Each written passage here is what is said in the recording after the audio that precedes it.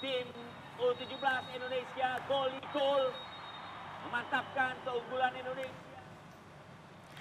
Dan saudara, kita akan membahas terkait kemenangan timnas Indonesia pada laga terakhir grup C bersama dengan Firzi Idris, pengamat sepak bola dari Kompas.com. Mas Firzi, selamat pagi. Pagi, Mas Firzi, Mbak Tata. kita memulai hari dari pukul 00.15 tadi. Kita menunggu Indonesia kapan nih mencetak gol. Akhirnya ternyata di menit-menit akhir tadi. Mas Firzi tadi nontonnya gimana Mas melihatnya permainan Garuda Muda kita tadi Mas? Ya luar biasa ya, karena tadi bahkan saya juga bikin review pertandingan tuh udah siap sebenarnya dengan hasil 0-0 di match review saya, tapi ternyata tak terduga sekali dengan gol datang pada saat krusial. Dan ya apa yang bisa kita katakan lebih lagi ya bagi para anak asuh Coach Nova ini, luar biasa dengan 2 gol di injury time di saat laga. Tadi udah dibilang ya, ada beberapa fase laga yang membuat kita sangat-sangat kesulitan, tapi anak-anak bisa bertahan dengan sangat baik dan mencetak 2 gol di injury time ini artinya adalah 5 dari 7 gol skuad Garuda Asia di grup C ini datang melewati menit 85 ya, dalam 5 menit terakhir normal time dan juga injury time yang menyusul. Jadi ini adalah kekuatan mental luar biasa untuk tidak menyerah hingga benar-benar sampai peluit akhir, Mbak Tata. Dan kita kalau misalnya tadi lihat Mas Firzi, berbeda begitu ya starter yang diturunkan oleh pelatih Nova Arianto ini. Jadi biasanya Evandra ada, kemudian Goli juga ada, tapi ternyata ini tidak ada. Sudah tepat atau belum sebenarnya strategi yang dilakukan Coach Nova ini, Mas Firzi? Ya, kita bahas ya kemarin juga Mbak Tata bagaimana diperlukannya ada rotation pada akhir fase grup ini, karena biar bagaimanapun kita udah mengunci posisi puncak ya di grup C, karena secara head to head, goal difference dan lain-lain kita pasti akan lebih unggul dari Korea Selatan terutama, atau Yemen yang kita masih belum tahu ketika itu siapa yang akan naik. Tapi memang kita sudah mengunci posisi puncak sehingga memberikan waktu istirahat adalah hal yang logis bagi Coach Nova lakukan di turnamen yang turnaround pertandingannya nih sangat-sangat mepet laga setiap laga. Dan jangan lupa mereka adalah pemain-pemain yang beberapa juga masih berusia 16 tahun ya, belum fisik mereka belum fully develop, masih dalam masa perkembangan. Jadi membagi burden, membagi waktu bermain adalah hal wajar dilakukan oleh Coach Nova, tapi melakukan hingga sampai 7 pergantian memang suatu yang riskan. Tapi menurut saya Coach Nova pasti sudah menghitung cost and benefitnya dan apa yang harus dia cegah, apa yang bisa dia lakukan dengan pergantian-pergantian itu. Dan terbukti memang dari awal sebenarnya kita bisa mencetak 3 gol ya mungkin pada 15 menit pertama, karena Putu sendiri punya 2 kesempatan free header di tiang jauh, dan juga Fandi Ahmad tadi ada 1 tembakannya yang masih mengangkasa dari jarak yang ideal sebenarnya dalam kotak penalti. Tapi memang Afghanistan akhirnya punya 2 kesempatan emas juga untuk mencetak gol. Dan ya penting untuk membawa laga imbang ke halftime, sehingga kita lihat di pertandingan sebelumnya ya kontra Yaman juga Coach Nova melakukan 2 pergantian langsung pada tengah babak. Kali ini dia melakukan 3 pergantian, big hittersnya masuk ya, Zahabi, Fadli yang akhirnya jadi penentu, Aldiansyah juga turun. Jadi pemain-pemain yang berkontribusi. Lagi-lagi kemarin kita bahas soal pergantian pemain nih, Coach Nova hebat banget, harus diakui. Dan sekarang kembali terlihat pemilihan pemain dari bangku cadangan juga tepat lagi, Mbak Tata. Oke, dan kita lihat di babak pertama tadi memang belum ada gol sama sekali. Apakah kita bisa bilang kalau misalnya Garuda Muda kita ini tadi di babak pertama itu belum cukup panas begitu mesinnya, Mas Firzi? Ya, Sebenarnya bukan cukup panas, tapi ini adalah suatu konsekuensi wajar dari mengganti mungkin sekitar 70-60% dari starting line up ya. Pasti perlu waktu adaptasi, waktu yang mereka bisa sesuaikan lagi. Dan juga terlihat dalam beberapa fase mungkin anak-anak juga pede ya dalam melakukan beberapa skill di lapangan. Tapi mungkin pada waktu yang masih belum tepat ketika masih laga masih kosong-kosong. Cuman memang secara stats pada hingga akhir pertandingan tuh kita emang outshot ya. Jadi kita menerima 23 tembakan berbanding kita hanya melepas 13, tapi memang dari tembakan-tembakan mereka tuh kebanyakan low quality chances ya. Shot on targetnya pun kadang kiper Dava bisa melakukan penyelamatan yang relatif nyaman. Jadi di situ adalah kunci juga bagaimana tanpa Matthew, tanpa Al Ghazani yang akhirnya masuk pada babak kedua, kita bisa relatif mencegah mereka untuk melakukan tembakan-tembakan yang low quality. Termasuk 14 kali tembakan mereka lakukan dari luar area terlarang kita. Ini adalah ideal karena kita bisa membatasi mereka dari mendapatkan kualitas-kualitas yang tinggi dalam mencetak gol. Dan ini adalah kredit juga bagi Coach Nova dan staf kepelatihan karena mereka bisa mengimplement game plan mereka terlepas dari siapapun yang bermain sebagai starter. Pujian tinggi bagi mereka dalam aspek permainan ini, Mbak Tata. Oke, dan kalau misalnya kita lihat kalau pemain dari bangku cadangan itu kan biasanya Yes. bakalan jadi solusi gitu ketika tim Solusi, buntu. ya, betul. Begitu. Nah, kira-kira dari pemain tadi yang diturunkan Mas Firzi, kira-kira siapa pemain yang akan menjadi kartu as begitu yang berpotensi nanti tentu akan diturunkan kembali pada 8 besar nanti Mas Firzi?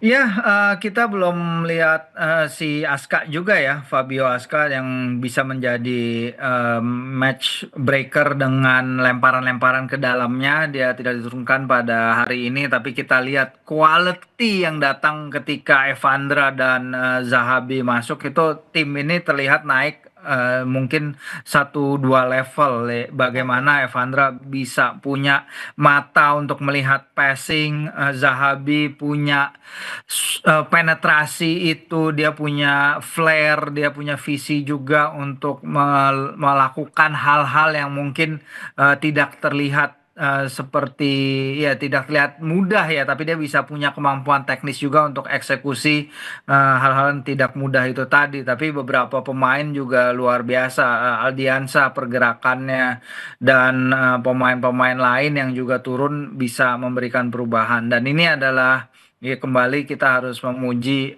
game plan yang telah diterapkan Coach Nova kepada anak asuhnya juga.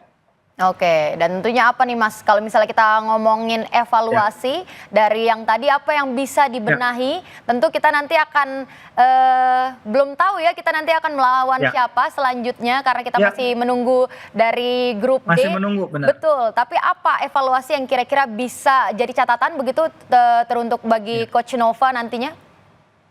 Ya, kalau catatan mungkin secara individual mungkin para pemain ingin menunjukkan sesuatu yang lebih ya, wajar itu. Tapi beberapa kali kita lihat they are trying too hard, kayak mereka dalam posisi bagus sebenarnya untuk melepas umpan pendek, untuk melepas operan-operan yang mungkin lebih simpel, atau mereka bisa cutback lagi dan melakukan recycle serangan. Tapi dalam beberapa kesempatan mereka berusaha untuk melewati 1-2 pemain lawan, melewati 1-2 pemain lawan lagi sehingga possession lost dan membuang-buang kesempatan. Ini juga jadi catatannya, walaupun kita tadi berbicara bahwa ini level U17, tapi kembali kita tekankan bagaimana kita bisa melihat di Piala Dunia U17 2023 tim-tim terbaik itu menyelesaikan peluang dengan sangat-sangat tajam ya. Insting predator mereka sudah diasah sejak awal. Jadi memang ini ke age group ini sedikit unik ya sekarang kalau bisa kita bilang ya Mbak Tata, karena saya juga berbicara dengan beberapa perwakilan FIFA, termasuk ngobrol dengan perwakilan FIFA Technical Study Group di Piala Dunia U17 2023 kemarin, bahwa walaupun ini usia 17 tahun, tapi secara perkembangan dalam sepak bola dunia modern ini banyak pemain 17 tahun yang udah bermain reguler di tim-tim mereka ya, di liga-liga top Eropa, dan pengalaman yang mereka dapat kalau dari para pemain kita, kalau tidak salah 20 dari 24 anggota squad ini berasal dari produk Elite Pro Academy, dan mereka punya menit bermain bagus di sana, dan ini yang mungkin kita bisa tingkatkan lagi ke depannya agar mendapatkan menit bermain lebih bagi mereka di level domestik. Baik, dan tentunya tadi juga kita lihat ketika Evandra dan juga Goli masuk itu sebagai apa ya, pemantik semangat gitu ya bagi Garuda Muda. Kita bisa lihat, Anda lihat mentalitas dari Evandra dan juga Goli ini bagaimana ketika mereka berdua tidak dijadikan starter. Ya, disinilah peran Coach Nova ya untuk memastikan bahwa communication dengan para pemainnya baik dan pastinya baik. Kita kelihatan dari body language anak-anak ini bahwa mereka menyadari perannya masing-masing. Ini bukan tentang individu tapi tentang tim. Bagaimana yang hasil terpenting adalah bagi tim untuk melaju dan menorehkan 9 poin. Ini adalah hasil luar biasa ya. 3 kemenangan dari 3 pertandingan, dan ini tidak bisa dilakukan kalau misalnya kita hanya bergantung kepada 1, 2, 3 pemain di starter doang, dan ini pasti kontribusi dari semua para pemain kita gitu. Ingat, kita adalah tim dari pot 4 loh. Kita bukan tim unggulan. Kita datang ke turnamen ini salah satu lower rank tim yang berada ketika dalam pengundian fase grup, dan kita bisa menyapu bersih kemenangan. Ini adalah pertama kalinya ya hal ini terjadi. Tim pot keempat mengambil semua kemenangan di fase grup itu sejak Korea Selatan hampir dari 2012, 13 tahun yang lalu. Jadi memang luar biasa dari para pemain kita, walaupun mereka muda tapi mereka menunjukkan mentalitas pejuang yang sangat-sangat hebat untuk bisa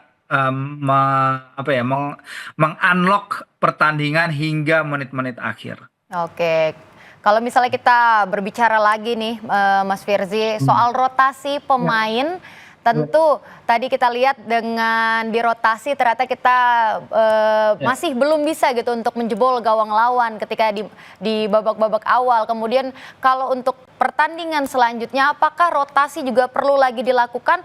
Takutnya kalau misalnya tidak rotasi, siapa tahu pemain kita nanti tidak cukup istirahatnya gitu. Namun apabila tidak dimainkan, apakah nanti mesin mereka akan lama lagi panasnya? Bagaimana pertimbangannya Mas Firzi? Ya, kalau di fase knockout sih udah nggak lagi ya nyimpen kekuatan. Menurut saya ya kita harus datang dengan kekuatan terbaik, kita harus agresif, kita harus bisa menembus kembali semifinal. Kita tahun 1990 adalah pencapaian tertinggi kita di Piala Asia U17 ini. Waktu itu masih age level U16 kalau nggak salah. Ketika itu kita di semifinal kita kalah, habis itu di perebutan laga ketiga keempat kita juga kalah, dan ketika itu kalah dari China dengan skor yang cukup mencolok 0-5. Jadi one better than that menurut saya adalah suatu prestasi yang akan hebat sekali dari para anak-anak. Terutama kita harus ingat ya Mbak, kembali lagi bahwa dari semua wakil Asia Tenggara lain, dan ini termasuk Australia ya, karena Australia kan di level age group ini dia juga masuk di bawah AFF. Dari semua wakil Asia Tenggara lain hanya Indonesia yang lolos ya. Tadi itu hampir sebenarnya Vietnam, Australia menyusul, tapi kemudian Uni Emirat Arab mencetak gol pada menit-menit akhir, begitu juga Jepang, sehingga mereka gagal lolos dari fase grup. Dan ya kita membawa Panji dari AFF juga nih di sisa turnamen, sehingga ya tidak ada lagi waktu untuk eksperimen. Pasti Coach Nova udah tahu best 11 dia, dan siapa-siapa aja yang bisa turun dari bangku cadangan sejauh ini tidaklah mengecewakan. Ya, dan tentunya kita juga berbangga ya, Mas Firzi, kita menjadi Ya, satu-satunya wakil Asia Tenggara yang melangkah ke ya, perempat final. Kita juga sudah betul. mengantongi tiket lolos ke Piala Dunia U17 Ya, 2025, tentunya nanti di Qatar begitu ya, November nanti. Nah, tentu juga kita lihat tadi ada banyak juga supporter yang ada di sana. Kalau nggak salah sekitar betul. 1.500. Tentu kita akan bahas ini usai jeda, tetap di Breaking News Kompas TV.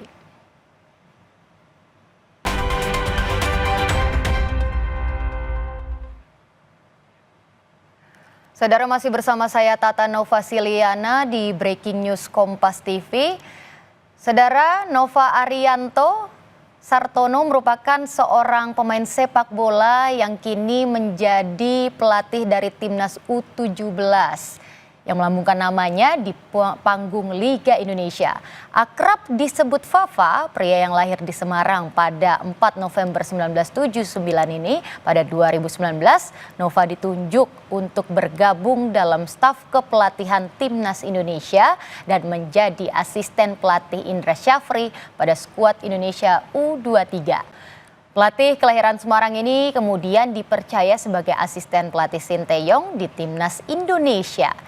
Ia juga sempat terlibat dalam berbagai kegiatan yang melibatkan tingkat senior, U23 maupun U19 pada 2020 hingga 2023. Selama 4 tahun saudara sebagai asisten pelatih Sinteyong, ia mendapatkan banyak pengalaman dan pengetahuan yang mendalam tentang strategi dan manajemen timnas. Sampai akhirnya ia ditunjuk sebagai pelatih timnas Indonesia U16 pada Februari lalu. Nova Arianto juga bertugas menyiapkan tim untuk bertanding di Piala AFF U16 dan kualifikasi Piala Asia U17.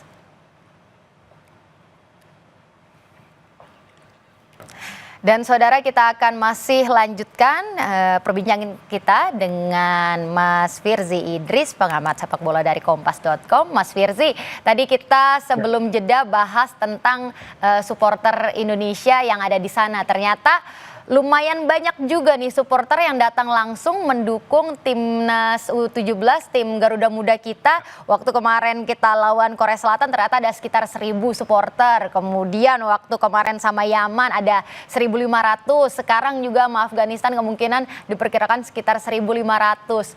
Itu apakah juga menjadi pembakar semangat mentalitas Garuda Muda kita, Mas Firzi? Ya tentu pasti itu akan menambah semangat sekali dari mereka karena kita tahu mau age group apa kayaknya semua timnas Indonesia tuh pasti ditonton deh. Kita lihat di Piala Asia Senior, kita lihat di Piala Asia U23 dan sekarang di Piala Asia U17.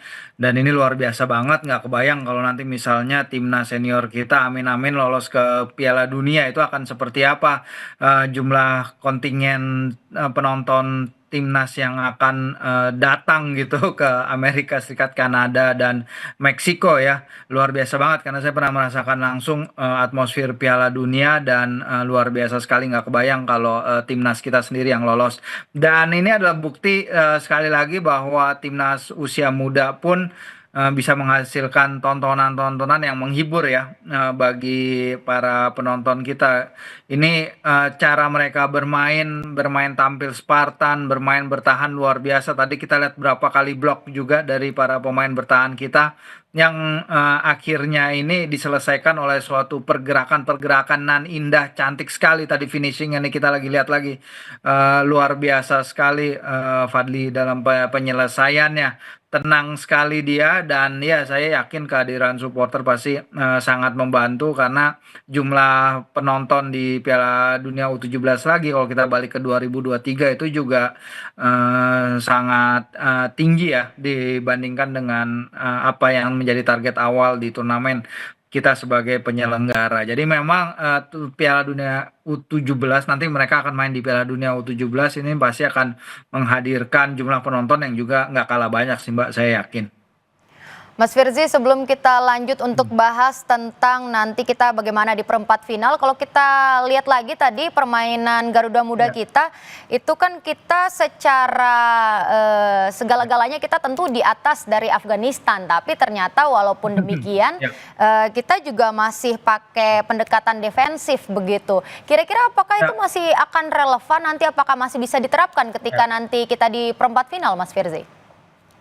Ya, kalau di turnamen football ya it's all about the result ya.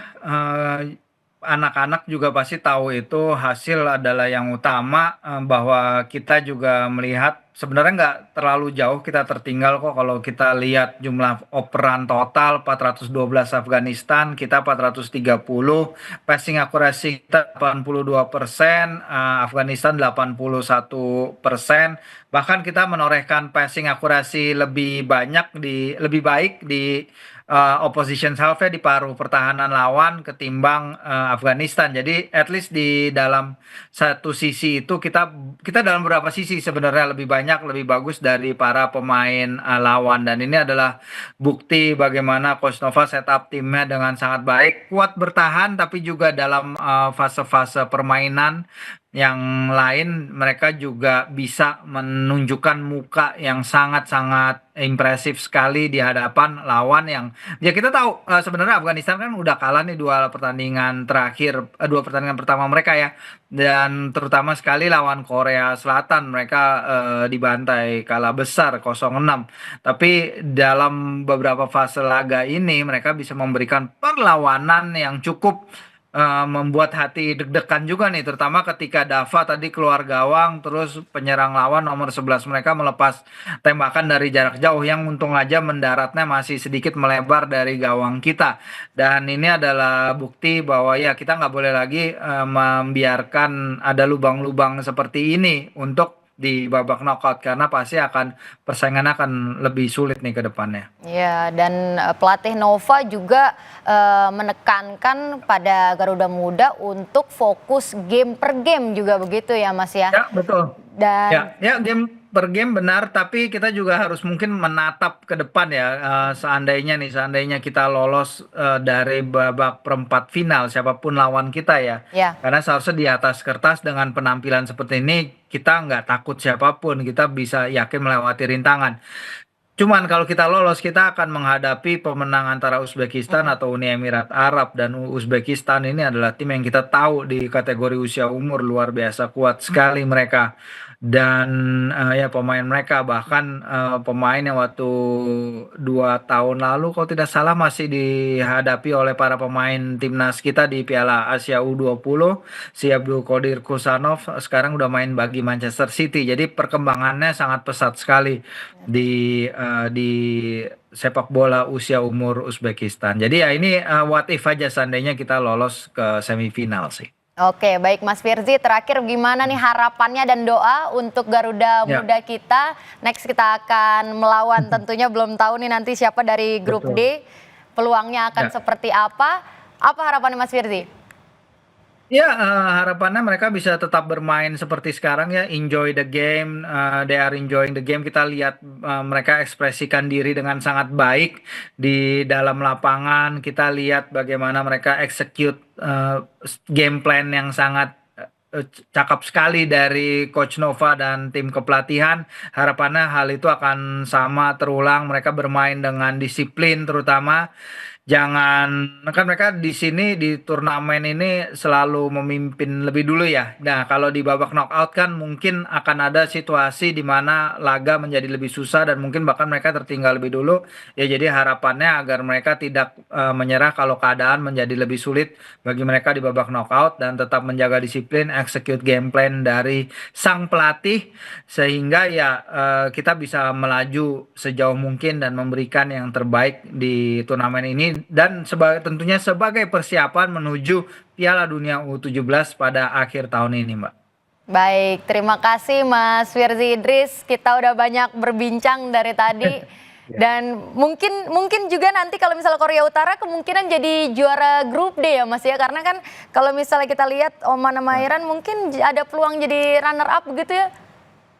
Ya, sebenarnya masih bisa dan ini sebenarnya di sini hitungan-hitungannya sedikit complicated ya Mbak ya kayak tadi sebenarnya di grup B juga kita lihat hitungan dari Australia di situs resmi AFC itu mereka lolos sebagai peringkat kedua tapi di akun resmi Australia sendiri mereka udah merasa tersingkir gitu. Jadi emang karena persaingannya begitu ketat jadi tiebreaker nih harus kita perhatikan banget nih dari laga-laga yang tersisa antara Korea Utara, Tajikistan dan Oman gitu. Jadi kita akan lihat nih besok jam segini juga ya kalau tidak salah akan menarik untuk mengetahui kita akan menghadapi siapa. Baik, terima kasih pengamat sepak bola dari Kompas.com, Firzi Idris.